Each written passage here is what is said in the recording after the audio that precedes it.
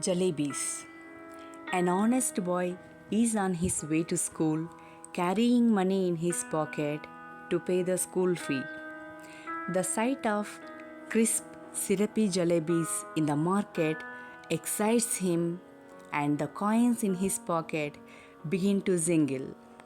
After a long debate with himself, he yields to the sweet temptation.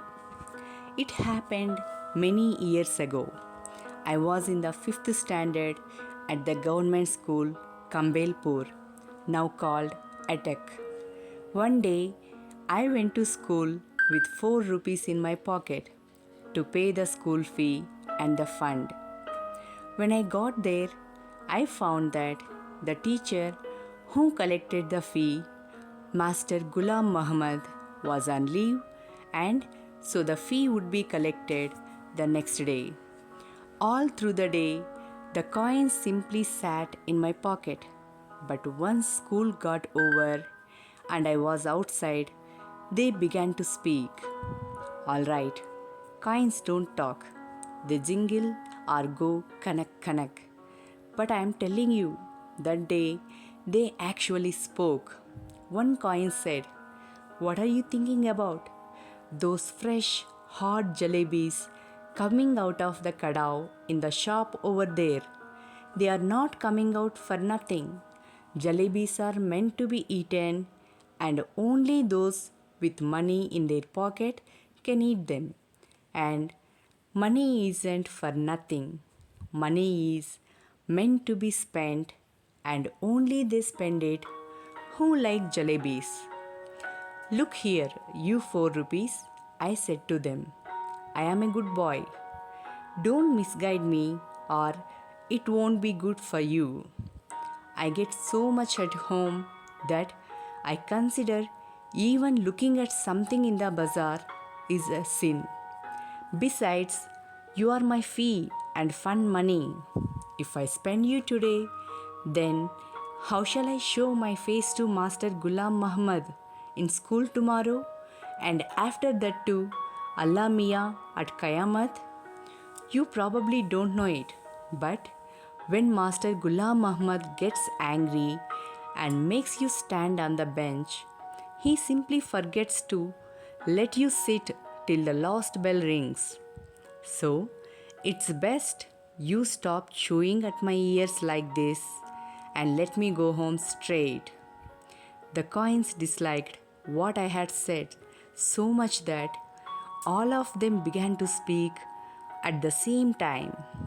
There was such a clamor that passers-by in the bazaar stared, eyes wide with surprise, at me and my pocket. The coin of those days, the wretched thing, made so much more noise too. Finally, in a panic, I grabbed all 4 of them and held them tight in my fist, and then they were silent. After taking a few steps, I loosened my grip.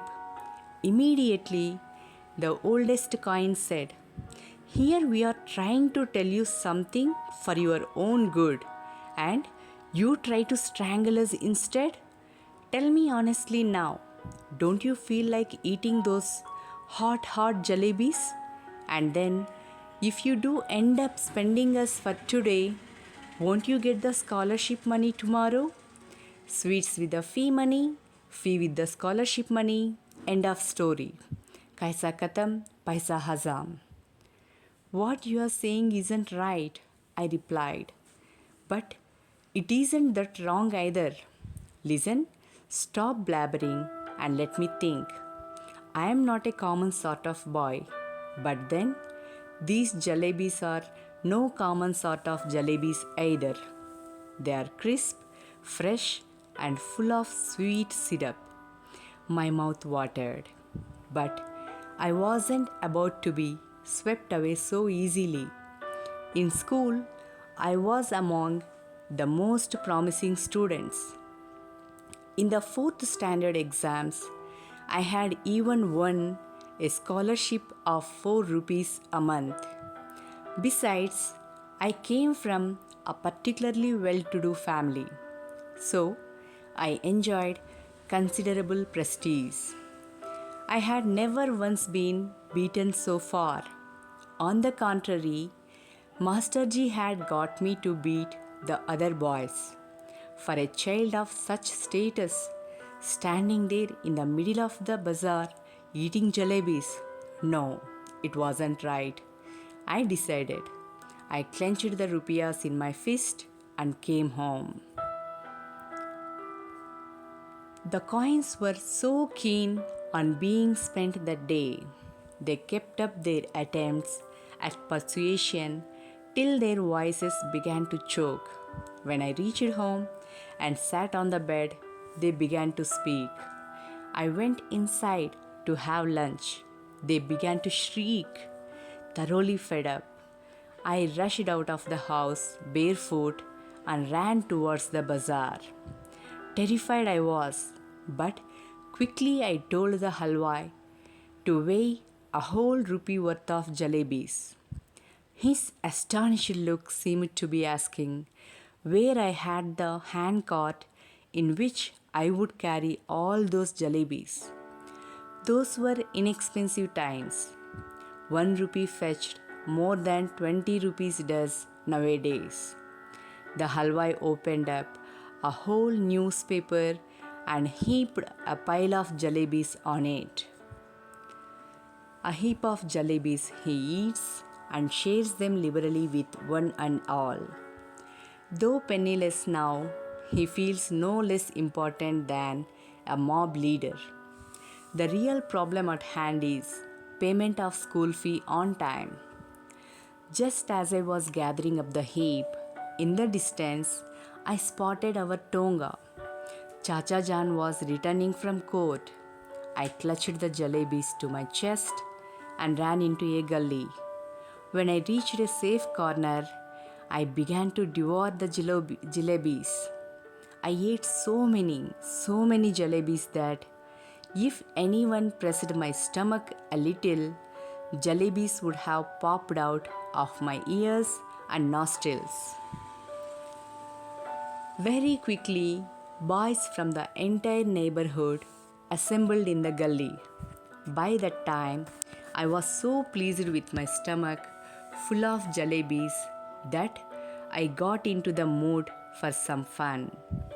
I started handing out jalebis to the children around. Delighted, they ran off, jumping and screaming into the gullies. Soon, a whole lot of other children appeared, probably having heard the good news from the others.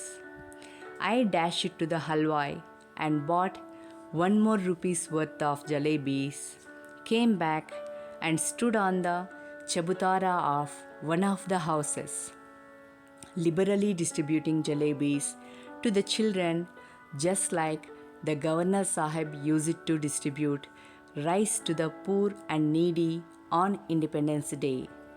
By now, there was a huge mob of children around me. The beggars too launched an assault. If children could be elected to the assembly, my success would have been assured that day, because one little signal from my jalebi wielding hand and the mob would have been willing to kill and get killed for me. I bought jalebis for the remaining 2 rupees as well and distributed them. Then I washed my hands and mouth at the public tap and returned home, putting on such an innocent face as if I hadn't even seen the hint of a jalebi all my life. Jalebis I had gobbled up easily enough, but digesting them became another matter. With every breath came a burp, and with every burp, the danger of bringing out a jalebi or two. The fear was killing me. At night, I had to eat my dinner as well. If I hadn't eaten, I would have been asked to explain why I did not want any food. And if I had pretended illness, the doctor would have been summoned. And if the doctor after feeling my pulse, had declared, Munna has devoured a mound of jalebis, I would simply die. The result was that all night I lay coiled up like a jalebi, suffering a stomachache. Thank God I didn't have to eat all 4 rupees worth of jalebis by myself. Otherwise, as they say, when children speak, flowers shower from their mouths. But I would be the first child in the world with whose every word a crisp fried jalebi would come out. Children don't have stomachs, they have digestion machines. My machine too kept working right through the night. In the morning, just like any other day, I washed my face and like a virtuous student with chalk and slate in my hand, I headed for school. I knew I would get the previous month's scholarship that day, and once I had paid the fee with that amount, the jalebis would be completely digested. But when I got to school, I found out that the scholarship was going to be paid the following month. My head started to spin. I felt as if I was standing on my head and could not get onto my feet again, even if I tried. Master Ghulam Muhammad announced that the fee would be taken during the recess. When the recess bell rang, I tucked my bag under my arm and left the school and simply followed my nose, walking on and on. If no mountain or ocean blocked my path, I would have kept going till the earth ended and the sky began. And once I got there, I would say to Allah Mia, just this once save me. Order a farishta to pass by and drop just 4 rupees in my pocket. I promise. I will use them only to pay my fee and not to eat jalebis. I couldn't reach the point where the earth ended, but definitely reached the point where the Kambelpur railway station began. The elders had warned me never to cross the railway tracks. Fine.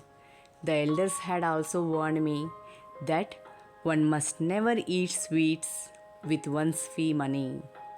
How did this instruction escape my mind that day? I don't know. Remorseful and scared, he prays to God for monetary help. He makes matters look normal, but prays harder than ever. The inevitable happens, though somewhere along the way, he notices the divide between the fanciful and the factual. There was a shade giving tree beside the railway tracks. I sat under it and wondered whether there could possibly be a more unfortunate child than me in this world. When the coins had first created a racket in my pocket, the entire matter seemed so simple and straightforward. Eat jalebis with the fee money and then pay the fee with the scholarship money.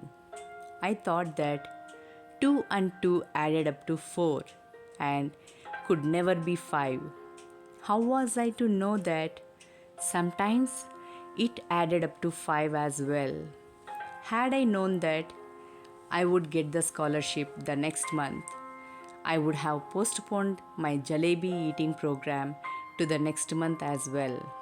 Now, for the crime of eating a few jalebis for the first time in my life, I was absent from school and crouching in the shade of a tree in a deserted corner of the railway station.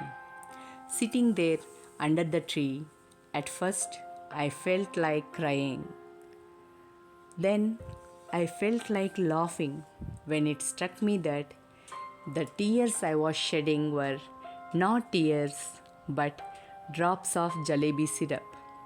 From the jalebis, my thoughts went to the fee, and from fee to Master Ghulam Muhammad's cane. And from his cane, I thought of God. I closed my eyes and began to pray. Allah Mia, I am a very good boy. I have memorized the entire namaz. I even know the last 10 surahs of the Quran by heart. If you wish, I can recite the entire Ayat al Kursi for you just now. The need of your devoted servant is only the fee money that I ate the jalebis with. So, alright, I admit I made a mistake. I didn't eat them all by myself, though I fed them to a whole lot of children too. But yes, it was a mistake. If I had known the scholarship money would be given next month, I would neither have eaten them nor fed them to the others. Now, you do one thing. Just put 4 rupees in my bag. If there's a paisa more than 4 rupees, I will be very displeased with you. I promise. If I ever sweets with my fee money again, then let a thief's punishment be my punishment. So Allah Mia, just this once, help me out. There is no shortage of anything in your treasury. Even our chaprasi takes a whole lot of money home every month. And Allaji, after all, I am the nephew of a big officer. Won't you give me just 4 rupees? After the prayer, I offered namaz, recited 10 surats, Ayat al Kursi, Kalma-e Tayyab, in fact, everything that I remembered. Then I blew over my bag saying choo. Then, after saying Bismillah, I realized that what they said was only too true. No one can erase what fate has decreed. Forget 4 rupees. There weren't even 4 paise in my bag. Just a few textbooks and notebooks, one pencil, one sharpener, one ID card. My mamu had sent me last ID. I felt like crying as loudly as I could. But then I remembered that school must have ended and the children must be on their way home. Tired and defeated, I got up from there and walked to the bazaar and waited for the school bell to ring so that when the children came out, I too would walk home with them as if I had come straight from school. I didn't even realize that I was standing near the jalebi wala shop. Suddenly, the halwai called out, Kyom bhai, shall I weigh a rupee's worth? Don't want jalebis today? I felt like saying, I won't eat your jalebis today, but I would sure like to roast your liver and eat that instead. But I wasn't feeling too well that day, so I simply moved away. The next day, I did the same thing. I got dressed and left home, went up to the school gate, and then turned off to the railway station. Under the same tree, I sat and began to say the same prayers. I repeatedly pleaded, Allah Mia, at least give it to me today. Today is the second day.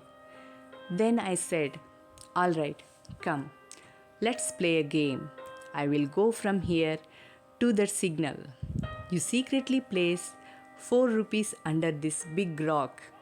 I will touch the signal and come back. What fun it will be if I pick up the rock and find 4 rupees underneath. So, are you ready? I am going towards the signal. 1, 2, 3. I went up to the signal and returned, smiling. But I could not find the courage to pick up the rock.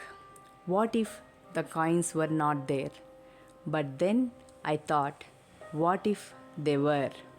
Finally, after saying Bismillah, when I lifted up the rock, this big, hairy worm got up and, curling and twisting, wriggled towards me.